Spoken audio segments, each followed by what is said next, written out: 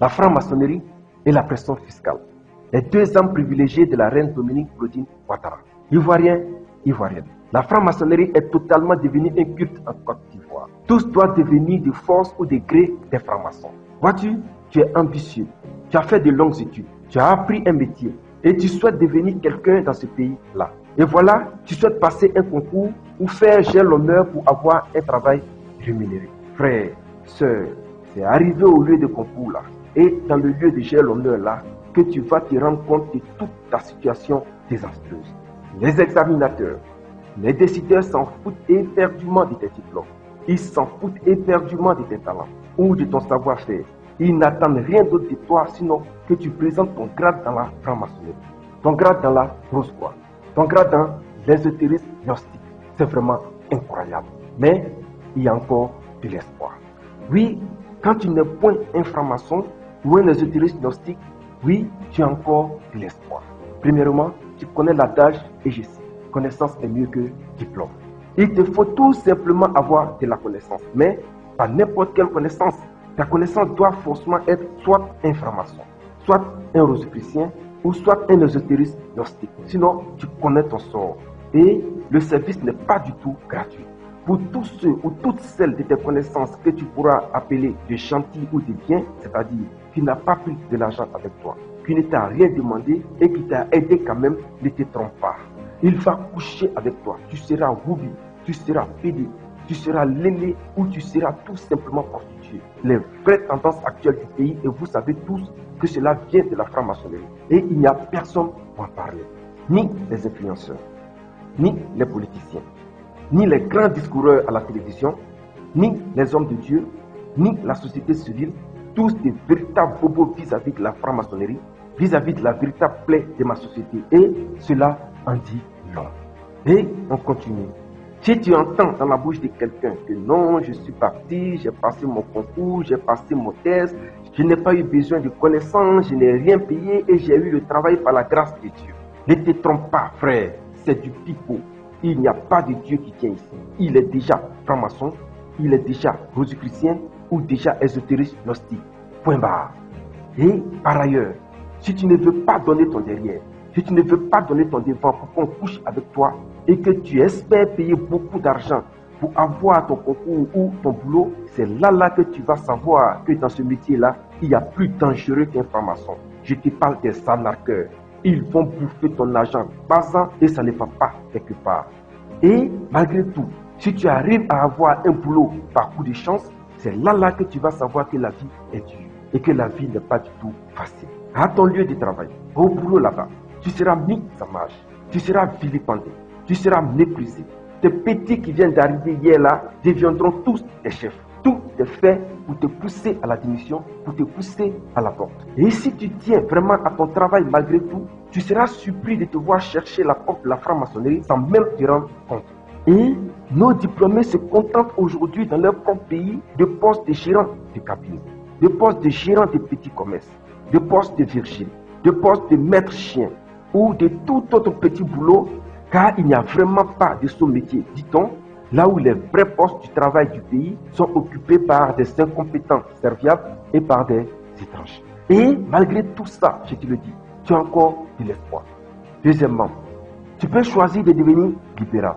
Tu peux devenir freelance ou devenir entrepreneur ou homme d'affaires.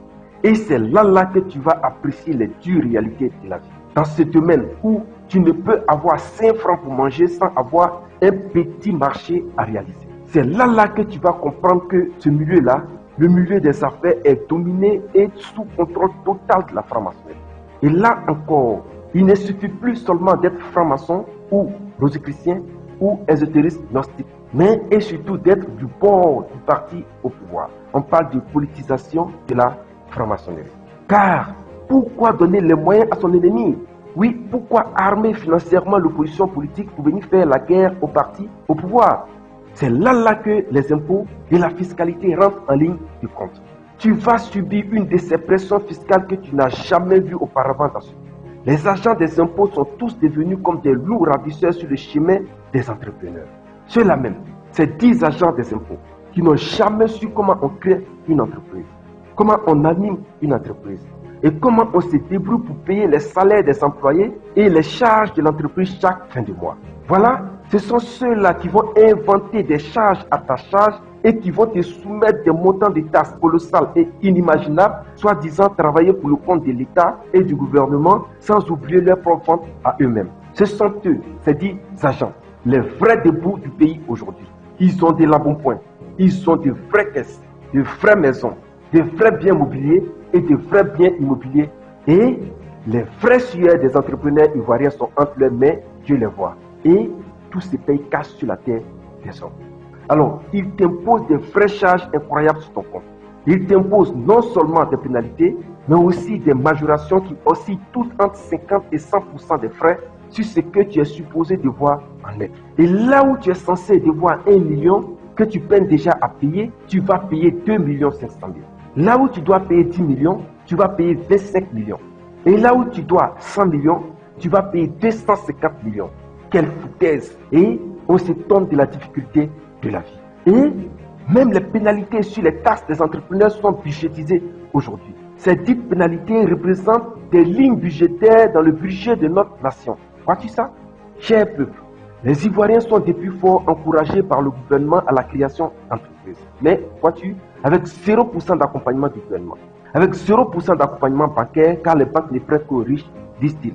Et voilà, ces entrepreneurs sont dépouillés jusqu'au sang par la pression fiscale, les poussant ainsi à se détourner ou à fermer leurs entreprises qui sont toutes rachetées par la suite par les envahisseurs blancs, tous appelés opérateurs économiques internationaux qui ont beaucoup d'argent, mais pas pour créer des entreprises, mais et surtout pour acheter celles qui sont déjà créées et qui sont en difficulté. De la foutaise pure et dure.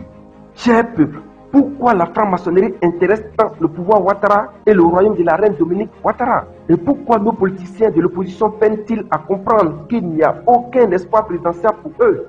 Ousmane Sanko, alors opposant en son temps dans son pays, a été le premier des politiciens africains à apprécier et à comprendre le rôle nocif de la franc-maçonnerie dans le choix de nos dirigeants. Il disait en son temps que le peuple sénégalais puisse avoir le droit de choisir librement.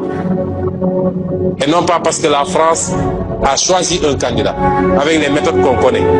On commence par cibler les gens, on les décore dans des légions d'honneur ou dans je ne sais quel autre grade chevalier de je ne sais quoi. On les inscrit dans des loges maçonniques, on leur dit préparez-vous, ce sera vous après. Frères, sœurs, pourquoi en janvier 2019 déjà, à 22 mois des élections d'octobre 2020, c'est Ahmed Bakayoko, dit Ambak, et nul autre au RHDP qui pouvait dire, et je cite, 2020 c'est calé, 2020 c'est bouclé, 2020 c'est géré. Pourquoi?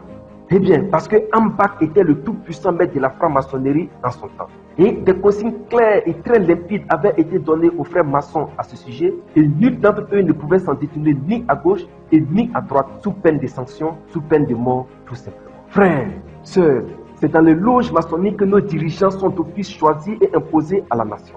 Le peuple a-t-il encore son mot à dire? Nos politiciens sont-ils tous ignorants de ces pratiques? Sont-ils tous complaisants ou complices? Question. Ivoiriens, Ivoiriens, comprends mon combat. La franc-maçonnerie et les loges maçonniques doivent arrêter désormais d'interférer dans le choix de nos présidents. La souveraineté appartient au peuple et le peuple doit pouvoir choisir librement ses dirigeants sans crainte ni peur. Et moi, je suis né et suscité pour donner de l'espoir à l'Ivoirien, pour abattre la franc-maçonnerie tel un arbre à sa racine principale, pour lui arracher le pouvoir de vie et de mort sur le peuple ivoirien, et on verra si la dite franc-maçonnerie ne va pas sécher en Côte d'Ivoire, si elle ne va pas se passer dans ce pays-là. Frères, sœurs, par la grâce de mon Dieu, je triompherai. Vive les Ivoiriens, vive la Côte d'Ivoire, vive l'Afrique tout entière, je te remercie.